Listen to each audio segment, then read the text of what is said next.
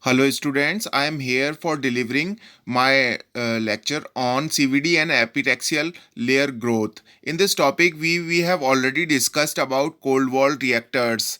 The schematic of barrel reactor we have discussed and the vertical reactor. Now we are having hot wall reactors. Hot wall reactors are typically used in LPCVD for the deposition of non-epitaxial layers. The flow in these cases is partially viscous and partially molecular. Unlike the cold wall reactors, it is not the fluid flow, but the heat and mass transport and the reaction kinetics that play a dominant role. Now, in the slide, we are watching that modified diffusion furnace reactor schematic is given. The system uses a three-zone resistance heating system and so can easily adapt it to non-isothermal conditions. The reactor temperature can be typically set to a range of 300 degrees centigrade to 900 degrees centigrade to an accuracy of better than 1 upon 2 degrees centigrade. The wafers are mounted on a rack and the particle flow is in a direction perpendicular to the wafers. The mass transfer occurs from the annular streamlined flow of gas between the wafer and the tube wall diffusion. The spacing between the wafers may interfere with the streamlined flow. The particle flow is maintained by the system of vacuum pumps. Now we are having distributed feed LPCVD reactor.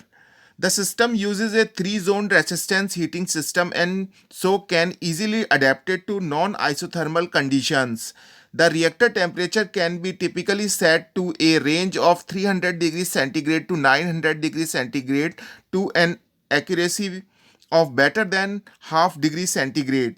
The gas flow is distributed over the entire length to ensure proper flow. The wafers are mounted on a rack and the particle flow is in a direction parallel to the wafers. The gas flow and the system exhaust by the pumping system is separated, reducing the load as well as corrosion effects of the gases on the pumping system.